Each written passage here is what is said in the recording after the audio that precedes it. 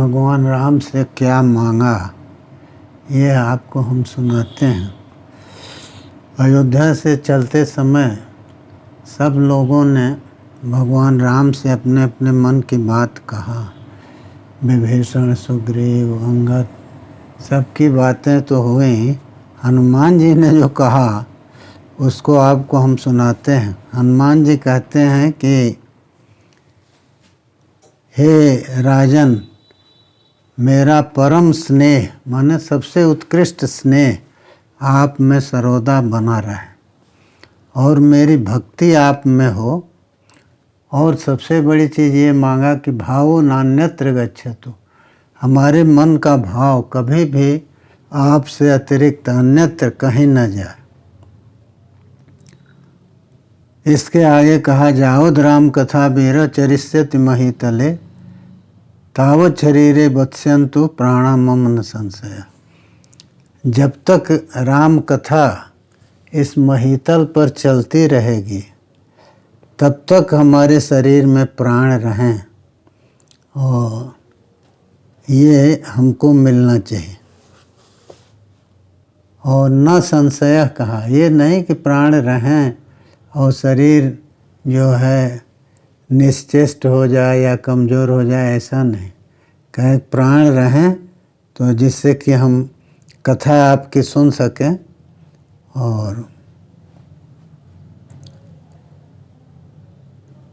और ये कहा कि प्राण तो रहें ही, प्राण रहेंगे किस लिए मांग रहे हैं, तो कहते हैं कि जच्चैतत् चरितम दिव्यम कथा ते रघुनंदन।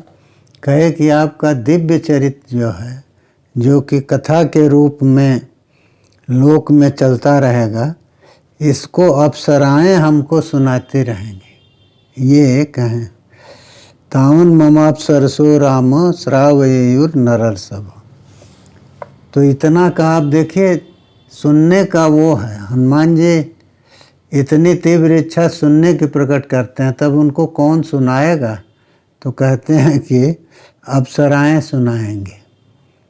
तो उससे ये होगा कि नेत्र को खोलना नहीं होगा और श्रोत्र से, कान से भगवान की कथा को सुन करके और फिर मन को उसी में लगा देंगे। वो कहते भी हैं कि हम उस कथा को सुनते सुनते आपके दर्शन की जो हमारे मन में उत्कंठा है उसको शांत करेंगे। तच्छ्रुत्वा हम ततो वीर तव चर्यामृतम प्रभो उत्कंठाम ताम हरिष्यामि मेघलेखाम युवानिल। कहे जैसे वेग को अनिल, वायु जो है वो हटा देता है, दूर कर देता है, उसी तरह से आपके चरित्र को सुन करके मैं आपके दर्शन की जो उत्कंठा है उसको दूर कर दूँ। माने निरंतर उस कथामृत का पान करते हुए हम आपके दर्शन की इच्छा को भी मन से हटाएंगे। तात्पर्य ये हुआ कि वो कथामृत में इतना आस्वाद है, इतना रस है कि उसके बाद हमारा मन आपके दर्शन की ओर से भी हट जाएगा कि नेत्र आपका दर्शन करें। इधर भी हमारी चेष्टा नहीं होगी। ऐसा जब हनुमान जी ने कहा तो भगवान राम आसन पर से उठ करके उन्होंने हनुमान जी का आलिंगन किया। परिसस्वजे लिखा है। तो उनका जब आलिंगन किया और उस आलिंगन करके ये एक वाक्य बोले, एवमेतत् कपिश्रेष्ठा भविता नात्र संशय। कहे कि ये ऐसा ही होगा, इसमें कोई संशय नहीं है। और चरिष्यति कथा जाओ देशा लोके च मामिका। जब तक ये हमारी कथा इस लोक में चलती रहेगी तावत ते भविता कीर्ति शरीरे प्यसवस्तथा। क्या कि तब तक तुम्हारी कीर्ति रहेगी और शरीर में प्राण भी रहेंगे। अब सोचिए, कीर्ति रहेगी, इसका मतलब कि वो निरंतर शरीर से जो है वो भगवत गुणगान का आस्वाद करते रहेंगे, भगवत गुण का रसास्वादन करते रहेंगे, तो उससे तो कीर्ति होगी ही और प्राण भी पुष्ट होंगे। लोका जावस्थास्यन्ति तावस्थास्यन्ति में कथा। और कहे कि ये भी सत्य है कि जब तक लोक रहेंगे, सृष्टि रहेगी, तब तक हमारी कथा जो है वो चलती रहेगी। और ये कहा कि इसलिए तुमको जब इतनी रुचि है तो तुम्हारी ये इच्छा पूरी होगी, क्योंकि भगवान के भक्त जो हैं वो दिया है ना कि देयमानम न गृह्णन्ति बिना मत सेवनम जना। हमारे जो जन हैं, हमारे जो भक्त हैं, वो हम कुछ भी दें तो उसको वो लेना नहीं चाहते, केवल हमारी सेवा को ही प्रशस्त रूप में स्वीकार करते हैं, उनको केवल हमारी सेवा चाहिए। तो हनुमान जी से भगवान कहते हैं कि हनुमान देखो, तुमने जितना उपकार किया है उस सब उपकार में एक एक उपकार भी, उसके लिए हम प्राण भी दे दें तो हम तुमसे उऋण नहीं हो पाएंगे। एकैकस्य उपकारस्य प्राणान् दास्यामि ते कपे। कहे कि एक एक जो तुमने उपकार किया है उसके लिए मैं अपने प्राणों को न्यौछावर करके भी, प्राणों को दे करके भी और तुमसे उऋण नहीं हो पाऊंगा। लेकिन इतने उपकार हैं कि हम प्राणों को देने के बाद भी जो शेष उपकार बचेंगे उसके लिए तुम्हारे ऋणी रहेंगे। इसलिए हम उस उपकार का प्रत्युपकार करना नहीं चाहते। मानस में तो लिखा है ना, भगवान ने कहा प्रत्युपकार करऊँ का तोरा, सन्मुख होई न सखत मन मोरा। कहे कि हनुमान मैं तुम्हारा प्रत्युपकार क्या करूँगा जितना तुमने किया है। अरे हमारा मन जो है वो भी उस उपकार को करने के लिए तुम्हारे सम्मुख उद्यत नहीं हो रहा है, वो नहीं इसके लिए तैयार है। माने वो हम ऋणी हमेशा तुम्हारे रहेंगे, ये वहाँ कहा। यहाँ भी कहते हैं मदंगे जीर्णतान जातु जत्तोयोपकृतं कपे। कहे कि हे कपे, हे हनुमान, तुमने जो हमारा उपकार किया है वो सब उपकार हमारे शरीर में ही जीर्ण हो जाएं, पच जाएं। कपि संबोधन कर रहे हैं, माने तुम सबको कंपा देने वाले हो, तुमने कभी कंपन का अनुभव नहीं किया, फिर भी इतना प्राणों को अपने उनकी आहुति के समान देते हुए भी तुमने जो हमारा उपकार किया, हम उसके बदले में तुम्हें कुछ भी नहीं दे सकते। इसी क्यों कि यदि हम उपकार करने की बात करेंगे तो तुम्हारी विपत्ति की आकांक्षा करेंगे। अरे जब तुम विपत्ति में पड़ोगे तब हम तुमको उस उपकार का बदला लौटाएंगे।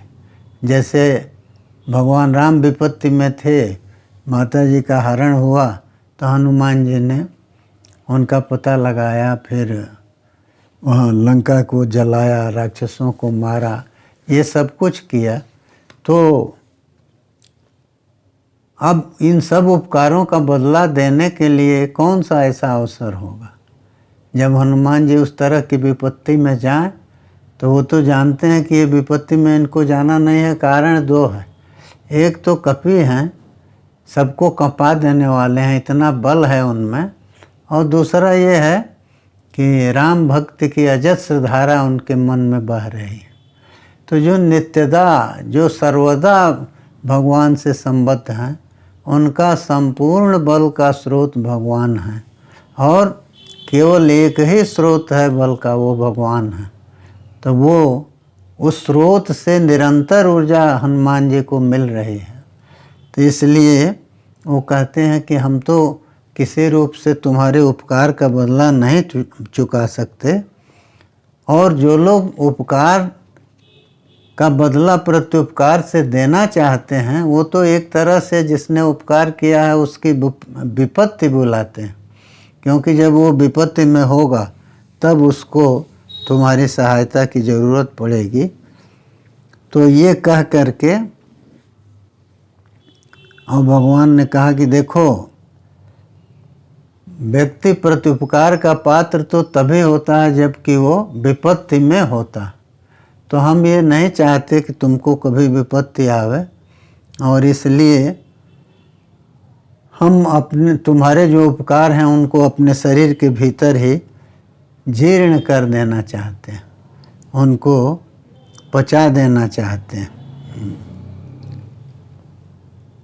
इतना कहने के बाद भगवान ने हार अपना जो है कंठ से गले से निकाल करके दिया है कि चंद्राभम हारम, चंद्र के समान उज्ज्वल हार वो निकाल करके, और वैदुर्य तरलम कंठे बबंध च हनुमतः, हनुमान जी के गले में उसको बांध दिया।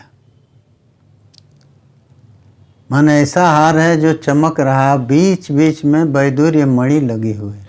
वैदुर्य मणि उसको उस मणि को कहते हैं जो कि दूर से ही चमकता हुआ दिखाई देता। तो इसलिए कहते हैं कि वैदुर्य तरलम कंठे बबंध च हनुमतः। उस हार के कंठ में आ जाने के बाद अब ये नहीं है कि ऐसे उनके गले में फेंक दिया, दे रहे हैं कि गले में बांध दिया। तो माने भगवान की ये भावना है कि ये हार सर्वदा इनके साथ रहे। तो उस हार के गले में बंध जाने के बाद हनुमान जी जो हैं रराज हेम शैलेंद्र चंद्रेणा क्रांत मस्तकः, कह रहे हैं कि ऐसे लग रहा था जैसे चंद्रमा जो हैं वो उनके मस्तक पर आके विराजमान हो गए हों। हेम शैलेंद्र चंद्रेण आक्रांत, मानो स्वर्ण का पर्वत जो है वो चंद्र से उसका मस्तक आक्रांत हो गया। हनुमान जी का शरीर स्वर्ण की तरह चमक रहा है और उसमें वो हार जो है वो चंद्रमा के समान शोभा पा रहा। इस तरह की जब भगवान राम ने चर्या किया, हनुमान जी को जो आशीर्वाद दिया, उसको सुनकर सभी वानर उठ उठ करके और भगवान राम की प्रशंसा करते हैं और उनके चरणों में शीश झुकाते हैं। और सभी महाबली वानर इस तरह से अपनी कृतज्ञता ज्ञापित करते हैं।